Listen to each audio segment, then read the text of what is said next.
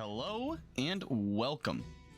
Today we are going to be looking at the most recent blog post Jagex has released, titled Barbarian Training, Forestry Changes, and more. This was released on the 14th of February 2024.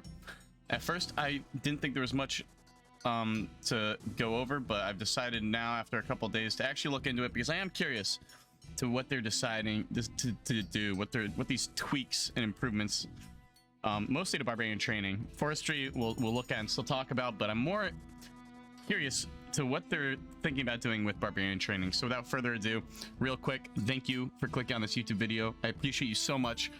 I am recording this live on Twitch. You can find the link for that in the description. I'd appreciate if you came over and followed. I'm live there pretty much every day. We love to stream. It's where a lot of my content comes from. And also in the description, you'll find a link to my Discord and my TikTok if you're interested in that stuff. We do a lot of fun stuff in the Discord. So hey, if you want to get active, thank you so much. Make sure to also like the video if you would like to, and drop a comment maybe. That'd be cool too. Once again, I'm just happy that you're here. Thanks for clicking on the YouTube video. I don't want to drag on too long. Drag on. I don't want to drag on too long, so let's do it. We're going to look at the changelog after we go over the whole thing, because that's just the raw changes. First things first, Barbarian Training improvements. Let's do it. Love is in the air, and so is pottery dust as we travel north of Kandarian and engage in some Barbarian Training. One of our previous Game Jam projects saw rework. I just ran out of prayer. I am also killing Scurious in the background, hunting the pet. We just hit 668 kill count.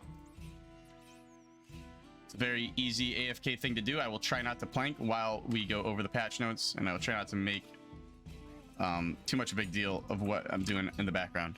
Moving on. One of our previous Game Jam projects saw a rework for this beloved content today. It's ready to launch. Let's go. The first change you'll notice is that Barbarian Training is now a mini quest and has tons of improvements in line with this fancy new title. This includes an overview of dialogue, reworked progression, and a little added polish. We wanted to add something extra so that those who've already completed Otto's training can gain a little more from this update. You'll now have the option to try a fourth lesson and learn the ways of barbarian farming. This hands-on approach to planting crops lets you plant seeds without a seed dipper and destroy plant pots after planting trees. We think that sounds smashing. Let's go. I don't do a lot. Ooh, I just got a spine. That is spine number 17. Spine number 17 at 669 kill count. Not bad.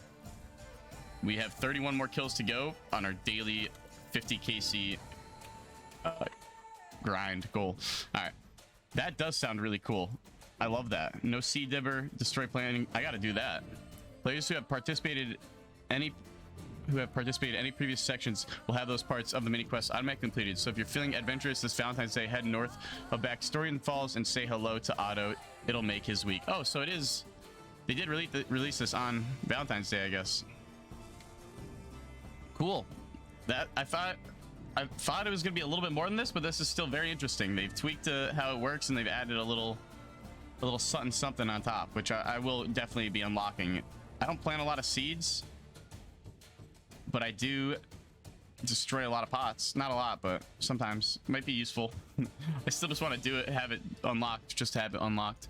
This week also sees the launch of some big changes to Forestry as promised in a previous blog. To reiterate, this is not Forestry Part 3. We're simply taking the opportunity to address some long-standing player feedback and improve the content overall. The root of the problem was event items. These useful bits and bobs gave players some measure of control over which events spawned around them. This is true. But like a lot of content we cut from Forestry, players also felt it was a bit too much management for a skill that used to be chop wood, get logs. So our first change is to remove all the event items from the game. Now all you need to participate is a Forestry kit and an axe. Cool, very simple, very easy. I actually like this because many times I looked at that interface, or what I looked at the forester, I clicked on it and I traded on him, and all those things that you could buy were so overwhelming. I'm going to be honest. So I'm glad they numbed it down a little bit. Existing items have automatically been removed from banks and forestry kits. That's no problem to me. I didn't really have a lot of existing items. Items in group storage, blah, blah, blah. Lastly, all references to these items have been removed. They never existed. As of today's updates, event spawns according to a new algorithm. The game tracks the last 2 trees you chopped within a short space of time. Note that that's chops, not logs, so don't worry if you're running dry. Logging out will reset your tracked trees. If an event spawns within a set radius of 20 tiles between those 2 trees within 3 minutes of your last chop, you'll be eligible to get all the rewards for participating in that event. This means they'll get the full amount of XP and infused bark and rolls on the unique table for that event. So it's well worth sticking around to make most of your woodcutting training. Okay, cool. They've made it a little more simple, like pipelined and easy to participate in events and like get your own events going, not having to like be with a bunch of people. If you're not eligible to participate, you'll still get 1 woodcutting XP per event action, although you won't be able to obtain animal infused bark or the event uniques. Don't worry, you'll receive a chat message if you are not eligible. We reckon this will make forestry events a bit more rewarding, and in line with that thesis, we're also increasing the drop rates for all the event uniques in line with woodcutting level. Love that. Love that, because I need to get all the uniques still. I really haven't touched forestry. I've been waiting for them to like fully release it, fully flesh it out. Lastly, we're also removing charges from the Twitcher's gloves as today. They're one-time purchase from the forestry shop. Oh, wait, the Twitcher's gloves is... That's the thing that gives you... I don't know if that's the egg one. Is that the egg one? I don't know. Drop a comment down below if that's the egg one. I'm not sure. I'm pretty sure that's the egg gloves. Gives you a better chance of getting eggs. They're a one-time purchase. Extra pairs of line will be refunded. As a little extra tweet, we also increased the bonus chance from 10 to 20. Of course, we also added some Arctic pine trees to the south. Okay, that last bit. Arctic pine trees to the southwest of Relica. Let's go! Arctic pine trees, pog! I love that. 10 to 20%. Yeah, I think that's for like chance at eggs. I gotta get me a pair of Twitcher's gloves for my birdhouse runs. I think that's how if that's how they work. Pretty sure they benefit birdhouse runs. With that, we've reached the end of our forestry adventure. We'll be carefully tending to these changes to make sure the content is in a good place. I like that. Meanwhile, thank you for all your feedback and hope to keep frolicking through Gilnor's forest for years to come. Very cool. Very good change. Very minor. I didn't like all the unique items that like made like different events appear and shit. So I am actually glad to hear that they're changing that. And before I die, because I'm low HP, let me just kill this man. Sorry. He's gonna die. They're all gonna die. I'm gonna pot this. I'm gonna eat this. I'm gonna eat this. Yeah. And we're back in business. Wilderness changes. The fee paid for accessing the wilderness boss caves is now only in danger of being lost if the player pays the fee and dies before having left the wilderness. If the player leaves the wilderness after paying the fee and returns to another piece of wilderness content like Scorpio or the Rogue's Chest, their fee will not be lost on death. Very nice. Loot from Rogue's Chest will now be automatically stored in open looting bags. Awesome. The Ring of Wealth Eye now doubles the chance to obtain a hard clue from the Rogue's Chests. It's in line with its behavior elsewhere in the wilderness. Very, very nice. Players who already have a hard clue will obtain a 2-dose prayer potion from this roll. Interesting.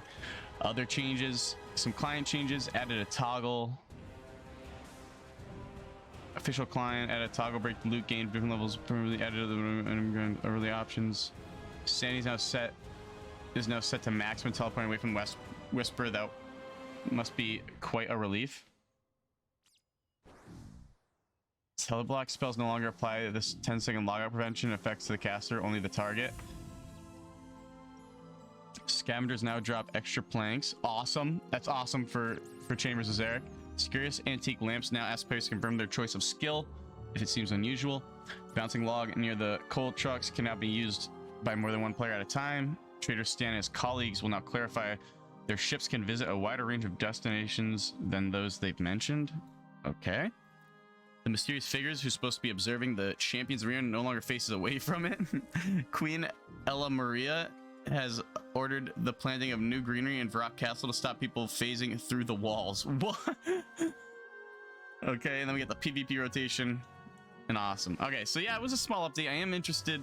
I think this was a good change to forestry, and I am interested in checking out the Barbarian Changes improvements. Like I said, I don't do a lot of planting, and I already have the farming pet, and I don't really do a lot of farming, but I can see how it's nice to others, for others, and it might be useful for like, niche moments. I'll never need a sea dibber again, which is cool.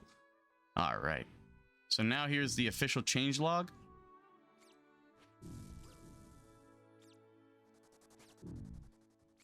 We're just going to leave it open for now. Anything interesting? We already went over it. I believe that's it. If you want to pause it and check to see if we missed anything, I don't believe we did. Very small update this week, but I am excited, and I believe we have Defender of Varrock coming out next. Defender of Varrock is a quest that I think I did. Oh man, I must have done it when I was like 10 or 12 a while ago, but I am excited to revisit it, and definitely Varlamore coming in March, so lots to look forward to. Thank you guys so much for watching. Once again, go check out the Twitch link in the description. I'm probably live right now, so please go check it out. Come give it a follow. Come type hi from YouTube in the chat. It would make my whole night. Really would. Love you all. Thank you for watching. If you enjoyed it, drop the like, and also there's other links in the description like I said, and I will see you all in the next video. Peace out.